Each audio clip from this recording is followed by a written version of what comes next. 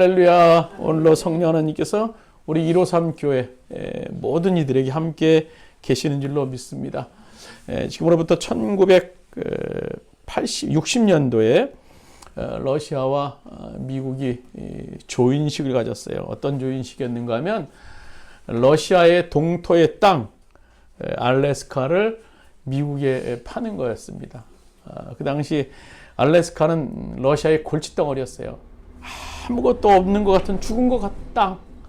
그래서 그 가치를 알지 못했던 러시아는 미국에 720만 달러, 약 지금으로 10억 이하의 그런 적은 금액으로 이제 미국에게 알래스카를 넘깁니다. 근데 그 720만 달러를 다 준 것이 아니라 그 가운데 한 700만 달러는 약 8억 정도는 미국에 이미 빚진 돈이 있어서 20만 달러, 한 3, 4억. 그러니까 뭐 1에이커 1220평에 2센트니까 굉장히 뭐 거의 무료로 그 땅을 받게 됩니다. 그래서 그 땅을 넘기고 나서 러시아에서는 칭찬이 자제했어요. 야, 이 사람들 장관들 빚도 갚게 하고 또 몇 억의 돈을 또 받게 됐으니까 참 잘했다. 그래서 러시아 일을 담당했던 사람들이 굉장히 이제 칭찬을 받았고, 반면에 당시 미국은 이 얼음 세계 냉장고를 이제 사들였다. 그래서 질타를 받게 됐습니다.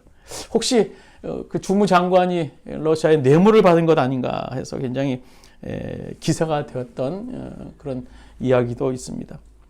근데 지금 이 알래스카는요, 미국의 50개 주 가운데 49번째 주가 됩니다.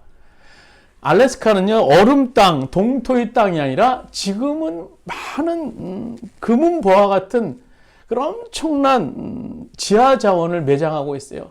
그곳에서 석유가 많이 나고 또 금과 또 구리가 많이 또 있게 됩니다. 또 석탄은요, 세계의 10분의 1 정도로 많은 양이 알래스카에 매장돼 있게 됩니다.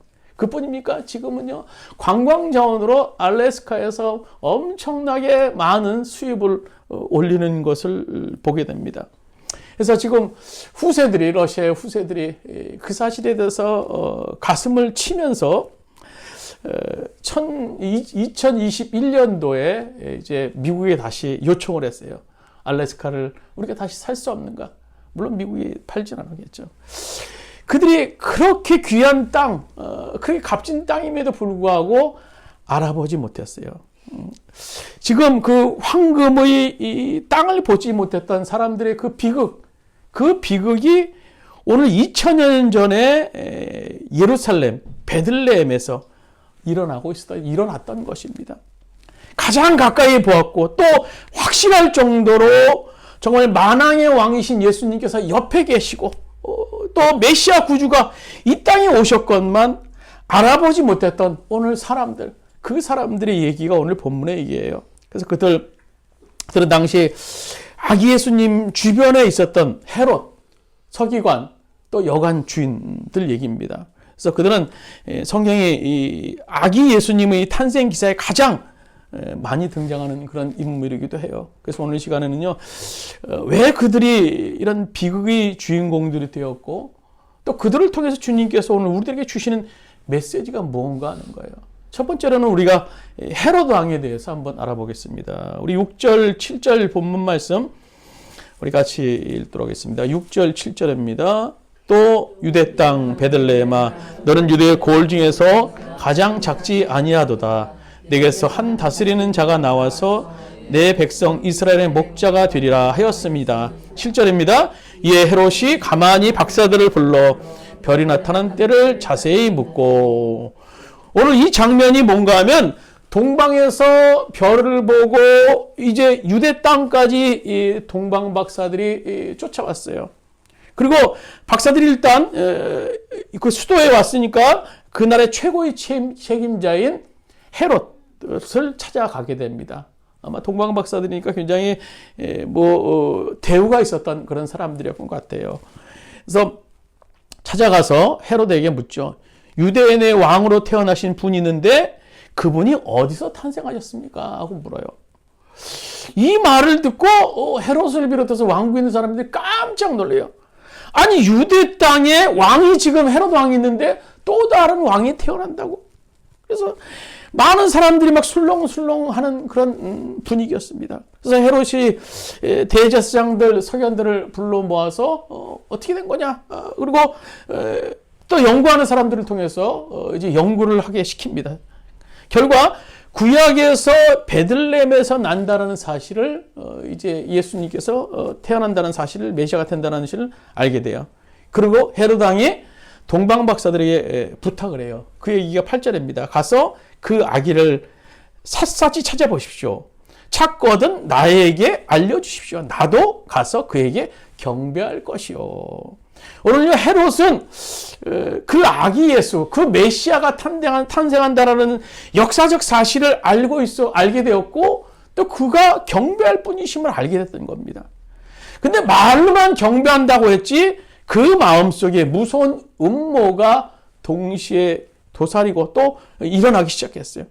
그래서 또 다른 왕이 유대의 왕으로 태어난다면요, 이 헤롯 왕에는 자기 통치권에 상당한 지장을 받을 수밖에 없어요.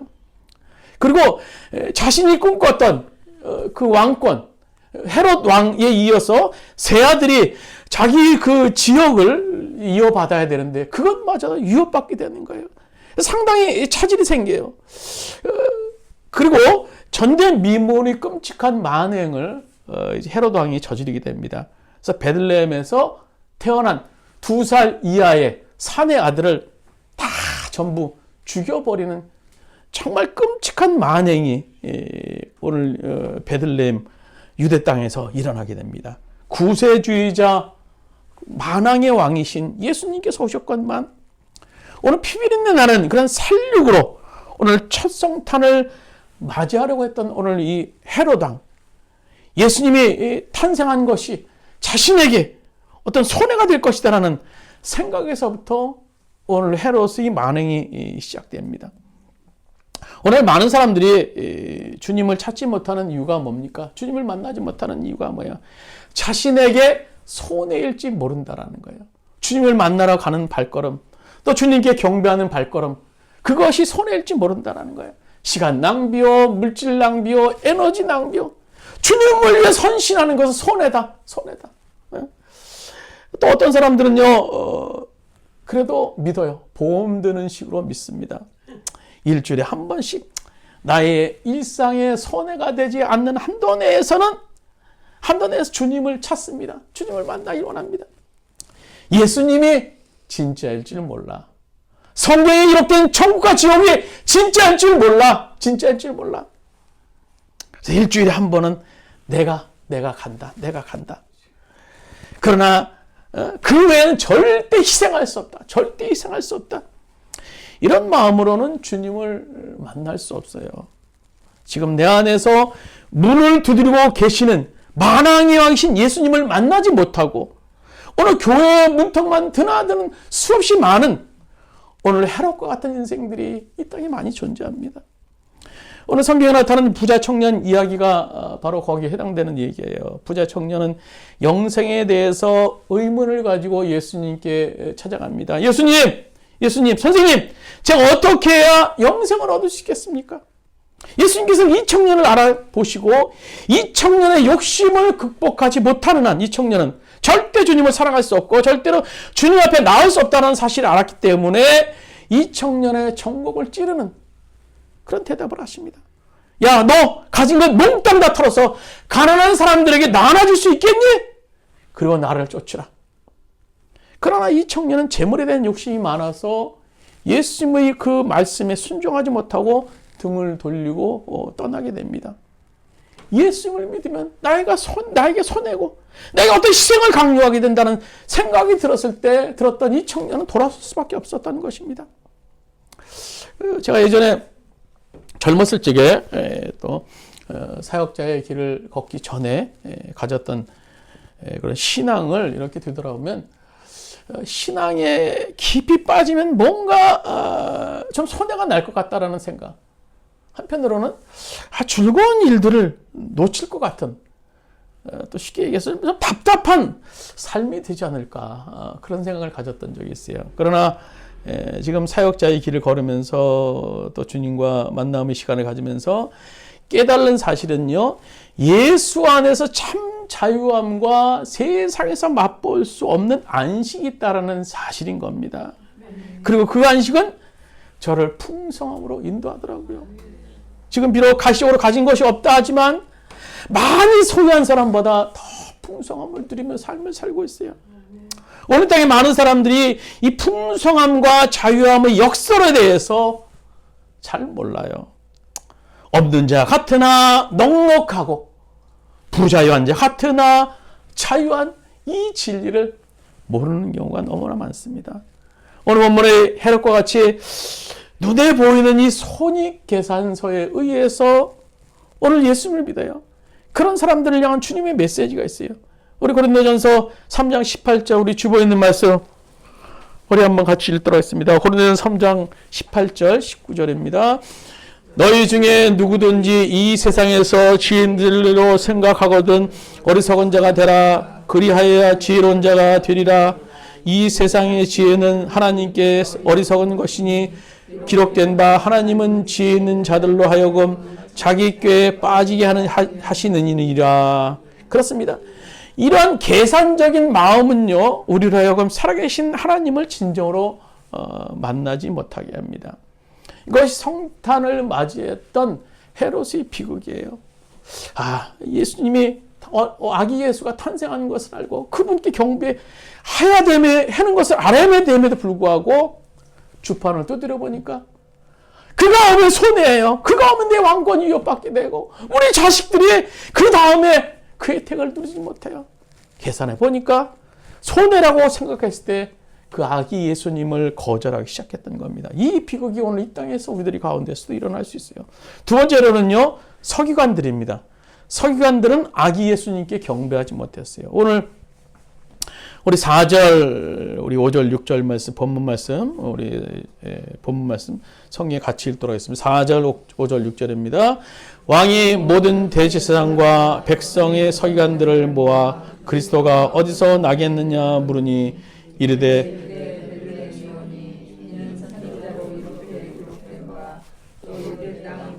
그 고을 중에서 가장 작지 아니하도다. 내게 산 다스리는 자가 나와서 내 백성 이스라엘의 목자가 되리라 하였습니다. 오늘 서기관들이 당시 서기관들의 대표적인 종교 지도자, 쉽게 말하면 성경 전문가였어요. 연구하는 사람들. 그래서 헤롯 왕은요, 동방 박사들의 이 물음을 듣고 이제 서기관들에게 자문을 구했죠. 메시아가 탄생한다면 어디서 탄생하겠는가? 그래서 우리가 읽은 6절에 본 말씀대로 유대 땅 베들레헴입니다 라고 보고를 듣게 됐던 거예요. 얼마나 성경을 잘하는 사람들입니까? 아주 귀신같이 성경을 아주 잘 꿰뚫고 있는 사람이에요. 지식적으로 정확해. 그리고 다른 서기관에게 그 사실을 알렸던 겁니다. 근데 성경에서 이 아기 예수님의 이 탄생을 축하하는 행렬 가운데 이 서기관의 모습은 하나도 없었어요. 서기관들의 모습은요. 그들은 안타깝게도 메시아를 머리로만 알았어요. 그 지식은 말 그대로 지식에 불과했고 그 지식을 지나서 믿거나 오늘 그 지식에 의해서 찾아가는 액션이 오늘 서기관들에게 없었어요. 오늘 크리스찬들 가운데 보면요, 성경 공부를 많이 하고 설교를 말씀 많이 요즘에 들어요. 요즘 얼마나 많은 메시지들이 뭐 휴대폰에서 뭐 TV만 틀면 막 곳곳에 나옵니다. 근데 보면요, 듣고 공부하는 것으로 끝나는 경우가 참 많아요. 그 다음에 액션이 없어요. 은혜 받았어. 그 다음에 거기까지 끝입니다. 성경 공부하다가 말씀 읽다가 은혜 받았고 거기까지 끝입니다. 그러다 보면 신앙이 어떻게 되면 화석화돼요. 화석화되면 그 다음에 어떻게 되는지 아십니까? 다른 사람을 판단하는 위치에 가게 됩니다. 헌신이나 희생은 찾아보기 어렵습니다. 그리고 남을 끝없이 판단하게 됩니다. 죄송한 말씀입니다만 오늘 내가 예수를 믿는데 지금 아무런 희생이나 부담 없이 나는 믿고 있다. 그렇게 생각한다면요. 그 신앙은 문제가 있을 수 있습니다. 말씀대로 살려면은요. 어떤 때는 손해가 날 때도 있어요. 어떨 때는 참 난처한 그런 입장일 때도 있습니다. 어떨 때는요. 희생이 필요할 때도 있어요. 우리가 사무엘하 24장에 보시면요. 다윗이 하나님 앞에 죄를 범죄하고 회개의 제사를 드리기 위해서 아리오나라는 그런 어떤 평민, 아마 마당이 넓은 산중턱에 소유했던 사람인 것 같아요. 다윗이 그것을 방문하게 되죠. 근데 평범한 사람 입장에서 왕이 행차해서 자기 집 앞 방문해서 뭐 그 마당에서 이제 제사를 드린다고 하니까 얼마나 감개무량한 그런 일입니까?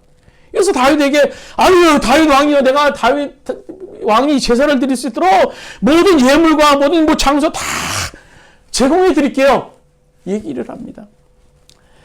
그에 대해서 다윗이 이런 말을 합니다. 우리 사무엘하 24장 24절 말씀 우리 주보에 있는 말씀 같이 읽도록 하겠습니다. 왕이 아리오나에게 이르되 그렇지 아니하다. 내가 값을 주고 내게서 살이라. 값 없이는 내 하나님 여호와께 번제를 드리지 아니하리라 하고 다윗이 은 50세겔로 타작마당과 소를 사라고.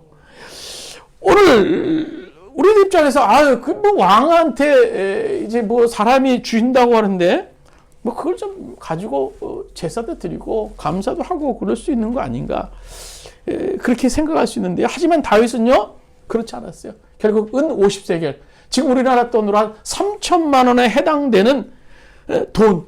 왕이라고 돈이 안 아꼈겠습니까? 제사 한번 드리는 3천만 원을 자기가 준 거예요. 오늘 다윗은 희생에 대해서 하나님을 만나기 위해서 대가를 지불하기로 결단합니다. 내가 값 없이는 제사를 드릴 수 없습니다. 내가 기꺼이 대가를 지불할 것입니다. 그렇습니다. 다윗은요, 제사의 진정한 의미, 하나님을 만나는 것의 진정한 의미가 어떤 것인지 너무나 잘 알고 있었던 인물입니다. 이 땅에서 예배하는 자로 산다는 것은요, 반드시 치러야 할 값이 있습니다. 그 값이 있어요. 그 값이 없다면요, 진정한 예배자가 될 수 없습니다. 대부분 크리스찬들을 보면요, 신앙생활의 끝을 속죄 신앙까지 알고 있어요. 주님께서 나를 위해 십자가에 돌아가셨지. 그리고 나의 죄를 깨끗이 씻으셨지. 그러 나는 천국에 갈 수 있어. 천국에 갈 수 있어. 여기까지의 신앙은요, 초보 단계의 신앙입니다. 그러니까 이 신앙은요, 위험해요. 위태합니다. 위태해요. 왜냐하면 작은 고난 앞에 쉽게 탁 넘어지기 때문입니다. 작은 고난 앞에, 작은 풍랑 앞에 넘어져요. 그러나 주님을 위한 고난이라면 기꺼이 받겠습니다. 이 정도의 믿음까지 와야 진짜 믿음이에요. 저는요, 가끔 저희 집에서 가까워서 양화교 밑에 있는 그런 외국인 선교사 묘원을 찾아갑니다. 그래서 1세기 이전에 그러니까 1800년대 후반에 한국에 복음을 전하기 위해서 왔다가 간 그런 수없이 많은 그런 주검들을 선교사의 주검, 그 가족들의 주검들을 이렇게 보게 됩니다. 거기 묘비마다 좀 시간을 내서 한번 기회가 있어 한번 가보세요. 묘비마다 좀 자 보면요 사연들이 참 구구절절해. 다 적어놨더라고요. 뭐 이제 영어로 썼다가 한국말로 이렇게 해석해서 다 적어놓은 그런 묘비들을 이렇게 자세히 보면요 참 사연들이 다 구구절절해요. 뭐 의학 공부하다 온 사람, 뭐 선생님하다 온 사람, 뭐 엔지니어하다 온 사람, 여러 가지 그 엘리트 계층들이 그 당시 이 미개한 이 한반도, 정말 후진국이라고 할 수 있는 그 한반도에 왜 그 사람들이 이곳에 와서 분명히 그 앞에 많은 선교사들이 한국에 들어오다가 죽었고 고난당한다는 사실을 알았을 텐데 무엇 때문에 그들이 이곳에 자기네 나라에서도 잘 먹고 잘 살 수 있었을 텐데 무엇 때문에 오게 됐을까? 그러나 그들이 그렇게 죽음을 불사하고 고난을 불사하고 올 수 있었던 것은요. 그들은 복음의 가치가 무언지를 알았던 사람이에요. 복음의 가치가 더 중요했던 사람들입니다. 잘못하면 내가 죽을 수도 있었지만 복음의 가치가 그 죽음보다 고난보다 더 고귀했던 거예요. 이 땅에서 믿는 자로 산다는 것이 무엇인지 알았던 사람들입니다. 그래서 고난이라는 것이 그들을 붙잡을 수 없었어요. 죽음이라는 것이 그들을 붙잡을 수 없었던 것입니다. 희생 없이는요, 생명이 살아나지 못합니다. 희생 없이는요, 지옥으로 가려는 한 영혼이 천국으로 갈 수 없습니다. 우리의 희생 없이 이 어려운 난국을 우리가 헤쳐나갈 수 없게 되는 겁니다. 오늘 야고보서 2장 17절에 이렇게 말합니다. 행함이 없는 믿음은 그 자체가 죽은 것이다. 참된 믿음, 진실한 믿음, 산 믿음이 있는 곳에 저절로 행함이 따라오게 돼 있다는 겁니다. 밭을 감추인 보화를 발견한 사람처럼 말입니다.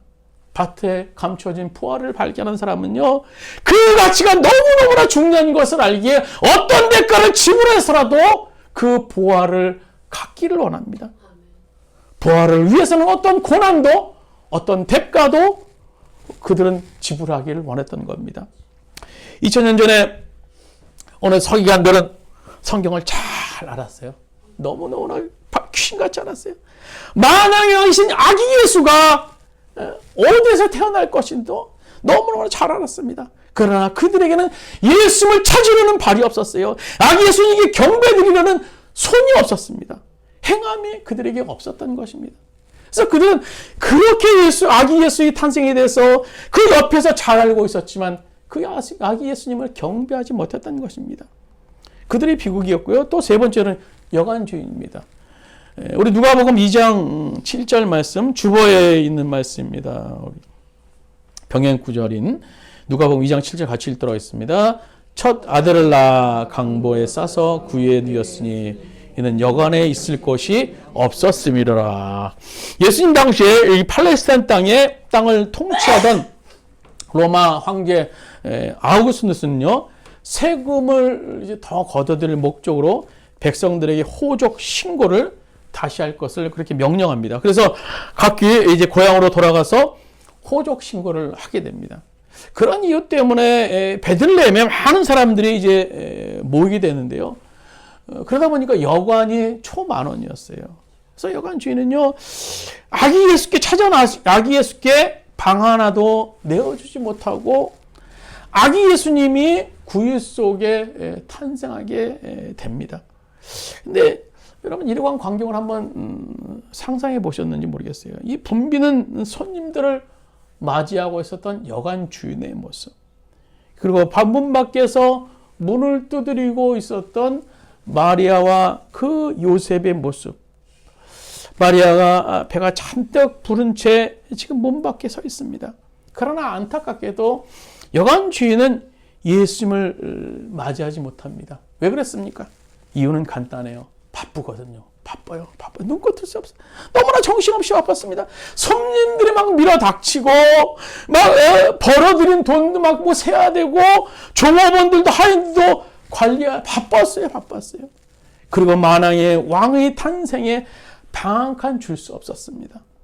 성경상에서 이 마리아와 요셉을 제외하고는요, 아기 예수를 가장 가까이 만날 수 있었던 사람, 이 사람이 바로 여관 주인입니다. 바로 옆에 있었는데. 근데 우리는요, 이 여관 주인보다 더 바보입니다. 더 바보예요. 왜냐하면 우리에게는 더 안타까운 사원이 있는데, 이것이 뭔가 하면요, 여관 주인보다 더 가까이 계신 우리 안에 성전으로 와 계신 성령님이 우리는 안에 와 있는데 우리는 보지 못해요. 더 보지 못해요. 오늘 고린도전서 3장 16절은 이렇게 말합니다. 너희는 너희가 하나님의 성전인 것과 하나님의 성령이 너희 안에 계시는 것을 알지 못하느냐. 더 구체적으로 성령이 우리 가운데 지금 와 계세요. 오늘 초만원의 그런 복잡한 세상 속에서 예수를 알지 못했던 오늘 여관 주인의 비극보다 더한 비극이 오늘 2024년 오늘 우리들 가운데 일어나고 있다는 거예요. 오늘 말씀에 의해서 성령이 우리 가운데 와 계시지만 그 주님을 보지 못해요. 그 주님을 알아보지 못합니다. 우리 인생들이 그분을 인정하고 마음속에 닫혀있던 문을 열고 그분을 받아들이면요, 정말 놀라운 일들이 생깁니다. 오늘 계시록 3장 20절 우리 한번 주변 말에서 같이 읽도록 했습니다. 보아라, 내가 문 밖에 서서 문을 두드리고 있다. 누구든지 내 음성을 듣고 문을 열면 나는 그에게 들어가서 그와 함께 먹고 그는 나와 함께 먹을 것이다. 오늘 닫혔던 우리들의 마음문을 열고 오늘 우리 안에 계신 성령님을 우리가 인정하며 받아들일 때 주님께서는 놀라운 축복으로 우리 가운데 함께 하실 것을 약속해 주고 계세요. 함께 먹고 함께 자고 그와 동행할 것이다. 오늘 만왕의 왕이신 만주의 주이신 오늘 아기의 수이신 그분이 우리와 함께 마음문을 열 때 우리의 마음에 함께 하시는 그 주님을 경험하게 될 때 동행하신다라는 겁니다. 오늘 마태복음 22장에 보시면 거기 어떤 주인이 잔치를 벌어놓고 마을에 주인 유지가 잔치를 벌어놓고 많은 사람들을 초청해요. 그런데 그 잔치에 그 많은 사람들을 초청했지만 다 잔칫날 오지 못합니다. 뭐 밭을 갈아야 되고 뭐 바빠서 또 소도 길러야 되고 뭐 어쩌면 많은 핑계로 그 잔치에 참여하지 못합니다. 오늘 화가 난 주인이 그들에게 외라죠. 그들을 놔둬라. 정말 복음에 대해서 갈망하는 사람들은 하나님을 만나고 싶어하는 사람들, 진리를 추구하는 사람, 그런 사람만 데리고 오라 말씀하십니다. 오늘 주님께서요, 우리가 끊임없이 주님은 우리를 초청하고 계세요. 지금도요. 마음의 문을 두드리면서 우리를 초청하고 계세요. 문제는요, 우리가 그 초청에 응하느냐 응하지 않느냐 하는 것입니다. 오늘 시간 성탄의 아침 우리 안에 오신 그 주님을 볼 수 있는 눈이 뜨이기를 소망합니다. 주님, 이 시간 우리 안에 오신 주님을 볼 수 있는 눈을 열어주소서. 오늘 성탄 2024년 12월 25일 오늘 이루서 함께 오늘 우리 마음 가운데 오신 그 주님을 볼 수 있는 눈을 열어주소서. 오늘 우리가 기도드릴 수 있는 시간 되길 바랍니다. 말씀을 마치도록 하겠습니다. 오늘 성경에서 그들은 첫 번의 크리스마스를 맞이했어요. 그러나 아기 예수가 그들 가운데 가까이 오셨지만 그들은 아기 예수님을 만나지 못했습니다. 오늘 우리가 주님을 친정으로 만나지 못하는 그 이유가 무엇 때문입니까? 오늘 헤롯처럼 너무나 계산적으로 믿는 것 때문에 주님을 만나지 못하는 것은 아닙니까? 오늘 서기관처럼 결단 없이 머리로만 믿고 그래서 주님을 만나지 못하는 것은 아닙니까? 오늘 여관 주인처럼 먹고 사느라고 바빠서 바쁜 일상 때문에 주님을 보지 못하는 것은 아닙니까? 오늘 성탄의 이 아침 성령님 닫힌 우리들의 문을 열어주셔서 오늘 기도하는 시간 되기를 원합니다. 우리 시간 잠시 우리 기도 드리실 때 주님 성령님 우리 가운데 함께하여 주옵소서. 오늘 아기 예수의 탄생을 거절했던 그들의 모습이 아니라 오늘 우리 안에 오신 그 주님을 우리가 보기를 원합니다. 만나기를 원합니다. 주님 함께하여 주옵소서. 이제는 우리 주 예수 그리스도의 은혜와 하나님 아버지의 무한하신 사랑하심과 보혜사 성령님을 감동 내 교통하시는 은총에 오늘 함께하시는 그 주님으로 말미암아 인생의 모든 무거운 짐을 다 맡기고 내게 오라 내가 너에게 평안을 주겠다 말씀하신 그 주님과 동행하기를 원하는 우리 모든 153교회 성도들 머리 위에 그의 가정 위에 사업장과 직장 위에 있다 이 모든 교회와 민족 위에 이제부터 함께 하시기를 간절히 축원하옵나이다. 아멘.